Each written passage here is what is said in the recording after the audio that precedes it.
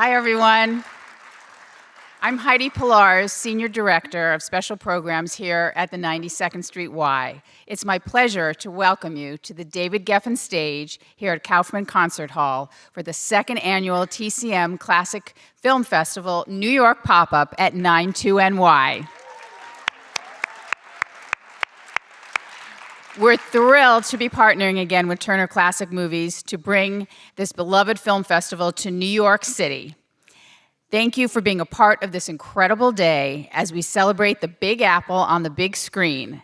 TCM and 92NY both love New York.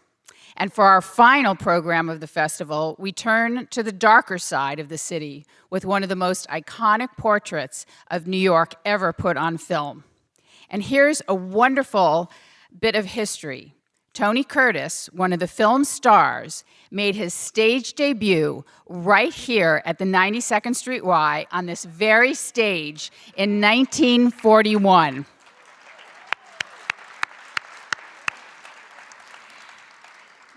We're delighted to close the festival with a film that is so deeply connected to New York. Please join me in giving a warm welcome to the host of TCM's Noir Alley, Eddie Muller.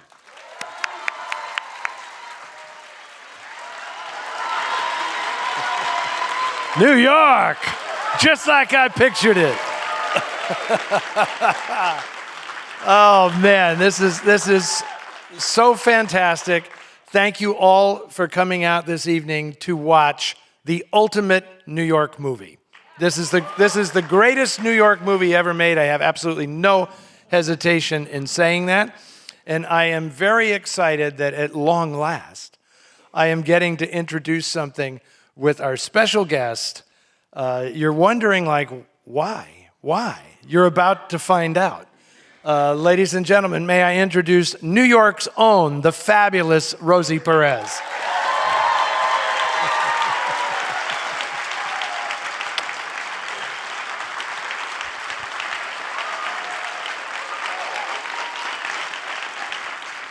You look fantastic. You don't look so bad yourself there.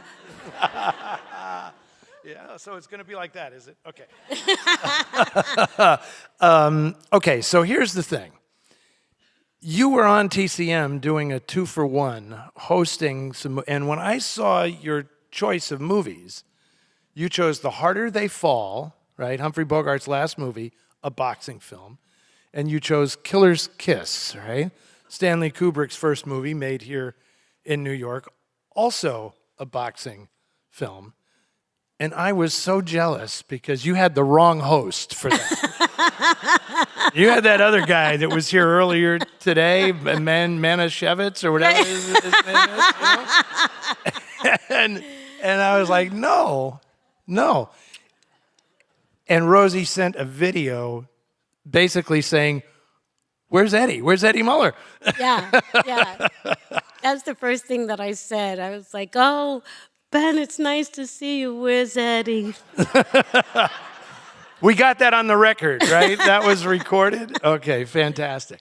Okay, so Sweet Smell of Success. Do you share my assessment of this film? Like, it is the ultimate, to me, it's the ultimate New York movie. Yeah. I speak with no authority being a Californian, so as a New Yorker, what do you say?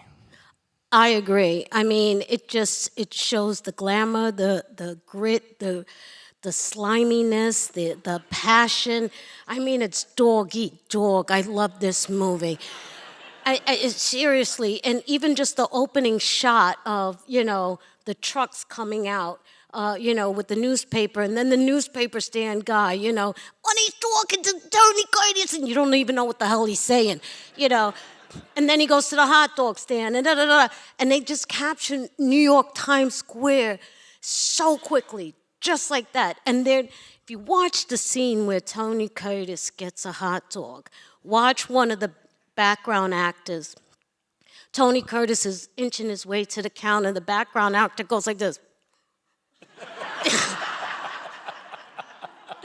Oh my God, it's just so perfect, but it's just about, unscrupulous, desperate people, and I love it. Rosie just recorded a thing in the green room, like, why do you love film noir? And I was so pleased that she said, I think you said, it's not a favorite genre, it is the favorite genre. And you waxed poetic, just like you did right then. But tell these people kind of a shorthand version of what you said backstage. Like, why does noir resonate with you? It's just about human nature. You know, you always think, oh, I could never do that. Really? Put yourself in that situation, you will find out who you really are. And I love that about film noir. There's an honesty in its depravity, you know. And, you know, it's the worst and the best of human nature. And also, it is by far some of the best cinematography in film. It really, really is, you know? And how the writers and the actors could pull off the best one-liners, you know, in sometimes I love all kind of old movies. I love them all. I love TCM. I love them. But sometimes you'll get a line and you're like, oh my God, it's so hokey. Very rarely in a film noir film, nothing is hokey. I mean, it's just straight like, you know, and, you know, I love it. I love it. And I guess maybe because I grew up a little hard knocks, if you will, and I understand human nature, unfortunately.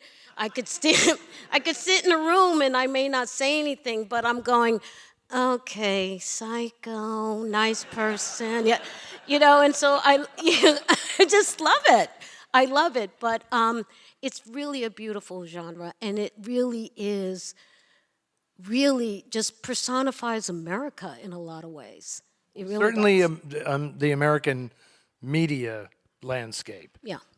It's interesting. You've touched on a couple of things in answering that question that are specific to this film. So I'm going to start very quickly with Ernest Lehman, who wrote the novella that this is based on, who worked in New York in public relations and wrote this. And clearly, the character of J.J. Hunsaker, played by Burt Lancaster, was modeled on Walter Winchell, who was the most influential media person in America at the time, based in New York. And when Ernest Lehman wrote the novella, he immediately realized he had to get out of town because of all the people who were going to think they recognized themselves in the novella. So he went to Hollywood and got a few gigs writing screenplays and things. And then Burt Lancaster bought this to make because he had started his own production company, Hill Hecht Lancaster. Yeah. We mentioned this earlier. Like, the thing that is miraculous about this movie is that every person involved with it hated each other. I mean, they actively hated each other. And Ernest Lehman was advised by his doctor to not go to New York because they came here to shoot the film with the script not done. And Ernest Lehman, they were going to pay him to come and do it. And his doctor said, if you go to New York, Burt Lancaster will kill you. I mean, just the stress of dealing with him, you will die. Okay, so they hired a ringer, like a second stringer named Clifford Odets, to come in and write the dialogue for this movie, which was literally written on the fly. Really? Like, when they're in Times Square, like now, shooting in the winter, and it was freezing cold, Clifford Odets is actually in a van with a typewriter writing script pages as they were shooting. I mean, that's like how this production went. Kind of extraordinary. And the guy who holds it all together is James Wong Howe, the cinematographer. Oh, gosh, it's beautiful. Beautiful. Beautiful. Because all that stuff that you were talking about in Times Square and the people in the background and everything, they stole this movie. I mean, they literally shot it on the streets in Times Square. I don't think they got releases from half the people who are in this movie, right? And it's extraordinary. So what do you think of the performances in this film? Well, I think, first of all, I think it's Tony Curtis's best work. Best work. He thought so too. He did. Oh, okay. Because I was just like, I always loved Tony Curtis, you know, not because he was really, really cute. And talk about cute. Burt Lancaster, hunka, burning love. Oh my goodness. Mr. Muscle and Teeth, right? But in this movie, he tamps all that down. Tamps it all down. He takes all the sexiness and everything, but it still bleeds through because he's just naturally charismatic, you know, but he's so seethingly, just insidiously, just horrible.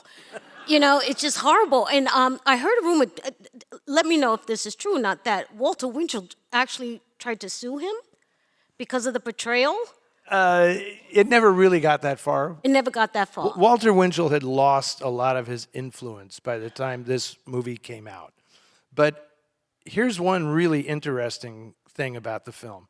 One of the things I love about it is the score, the Elmer Bernstein score in this film. It was not originally the score for the movie. The movie was actually scored by Chico Hamilton, the Chico Hamilton Quintet that are in the film, and Fred Katz, who is the cellist in the quintet. They wrote a score together for the film, and they were going to be in it all along. But Burt Lancaster had them, because Chico Hamilton was West Coast jazz, right? And they had them tailed for 6 months everywhere to prove that they were clean. Because jazz musicians were notorious drug users, and they wanted to make sure that the jazz band in the film was clean because of Walter Winchell. Because if Walter Winchell found out they were using drugs, that's how he would kill this movie. And so Chico Hamilton was kind of known in jazz circles as, don't offer him any because he's straight. He's totally straight, you know. He's not going to do it. So that's why they got this gig. But then at the end, Burt Lancaster said, it's not propulsive enough. The score is too breezy and jazzy. You know, we need some. And so basically, Elmer Bernstein had just scored The Man with the Golden Arm. And I dare you to tell these two scores apart. I mean, they're so emblematic of 1950s, what we now call crime jazz, right? That's and fantastic. Yeah. So if you could go back in time and be in this movie, gender need not apply. Who are you? Who are you going to play in this movie? Barbara Nichols. Sydney, I'm not that kind of, I don't do this kind of stuff. She's so perfect. Where's my shoe? It's just, she is so perfect, you know? And like when she sees that she's losing Tony Curtis, you know, when she's like, I need a favor, I'm in trouble, da da, and he's like looking at, you know, Susan Harrison and stuff, and she goes, Sydney, you still have the key under the door? Oh my God! I'm in love! And then, oh my gosh. So I'm calling everybody to find out about this film because I'm here with, you know, Mr. Film Noir, right? And then my neighbor says, Barbara Nichols was Miss Mink and Miss Dill Pickle. Oh, and I said, what? And she's from Queens and Long Island. I was like, oh my gosh, this is great.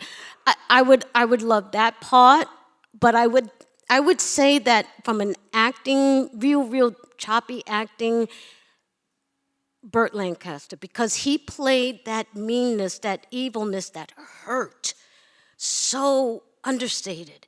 It was so contained, you know what I mean? And it just was like, wow. Because that's really hard to pull off, you know? It really is, because either you have it and then you have a director saying, and we need a little bit more because they may not see what you're doing, or you think that you have to really give it and sell it, and he just sold it just sitting there at his desk, you know, and when he comes over in the restaurant and he's sitting there with the senator, what favorite scene. Oh have you seen this movie? Because everyone knows that this one is carrying this one around for that one.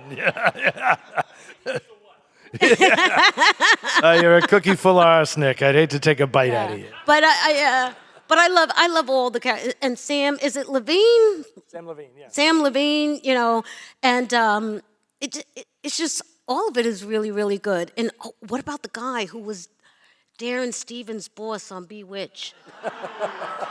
Yeah. He has the scene with Barbara Nichols. Yeah, and he's like, what is it? He goes, Miami, and then later when she goes, Palms Desert or Palm Springs, don't tell Sydney. I'm like, oh God, it's just great. There's just so many great parts. I got to stop you just for a second. This is one of the great moments of my professional life because that was a totally loaded question. Because when I said, who would you be in this film? I was like, if she says anything other than Barbara Nichols, I'm going to die, Because it's like I could so easily see you in that role. Oh, my God. I love it. And I always wanted to know, was there a light box in her cigarette carrying? Because it looked like she was lit underneath. And I was like, oh, my God, God bless that cinematographer. Exactly. I have 3 words for you. James Wong Howe. Yeah. There you go. He knew every trick in the book to make this film look. And it does look absolutely spectacular. If you're a fan of neon, this is like the ultimate neon movie. And it's just great. And I did interview both Tony Curtis and Elmer Bernstein years ago about this movie. And it was so fun. That's how I first learned about what went on with the actual production of this film. And when I said to Elmer, I said, what was it like working on that film?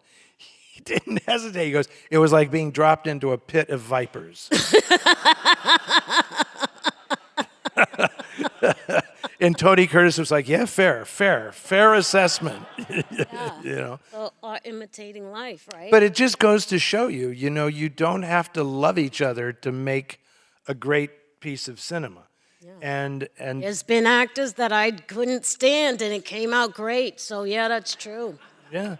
And we do need to mention the director of this film, Alexander McKendrick, who was a Scotsman who was imported on the promise.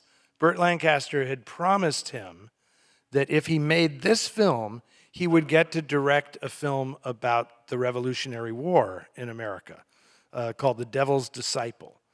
And Alexander McKendrick was a perfectionist, and Burt Lancaster regretted within like 3 days hiring him for this film because it was like, Mr. Lancaster, let's do another take. And it was like take 26 or something, And Lancaster, who was the boss on this film, was like, we're not doing another one.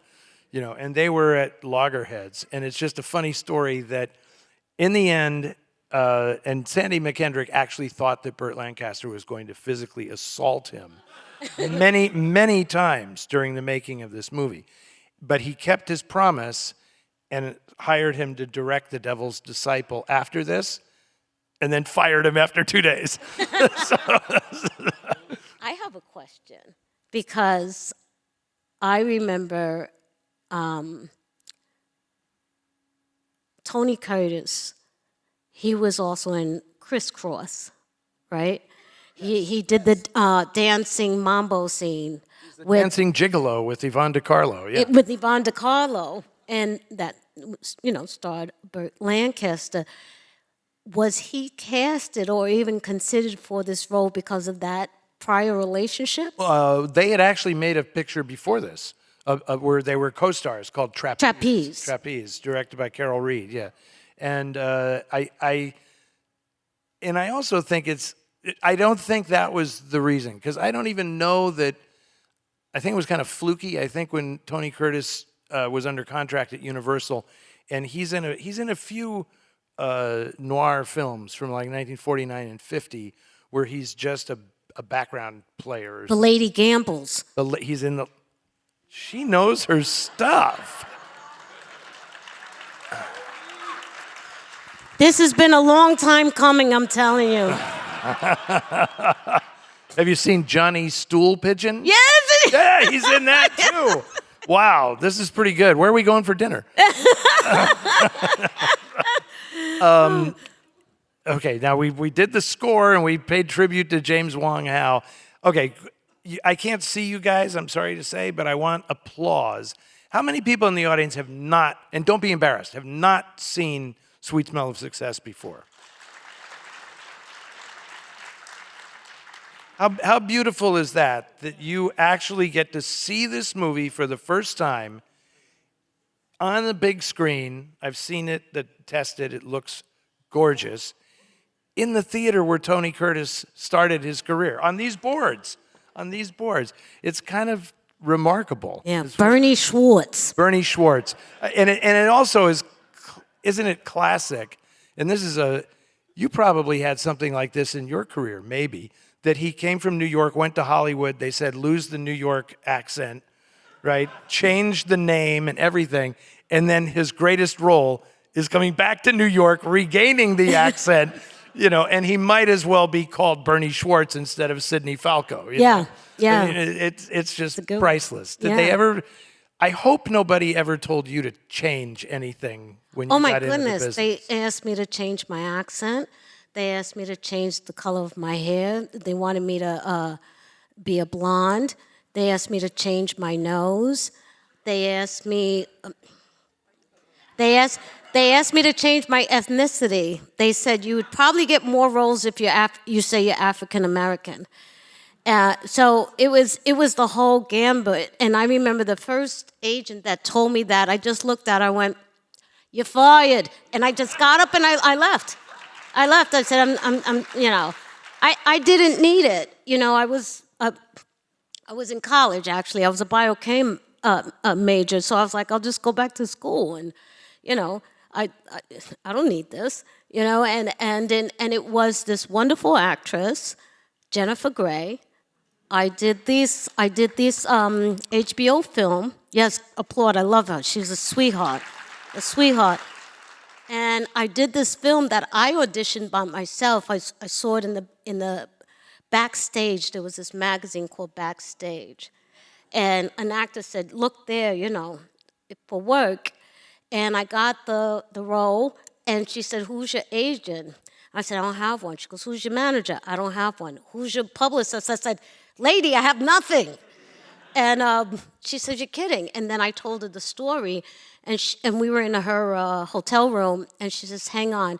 She picks up the phone, she calls CAA, and she goes, you need to sign this girl right now. And it changed my entire life. Obviously, Rosie and I could keep talking about this stuff all night long, but those people who applauded earlier need to see this movie, and I am just so happy that you didn't change anything. Well, thank you. Because this is a fabulous, unique, and exciting performer who's just, New York should be happy to have her. Oh, Rosie thank you so Perez, much. come on.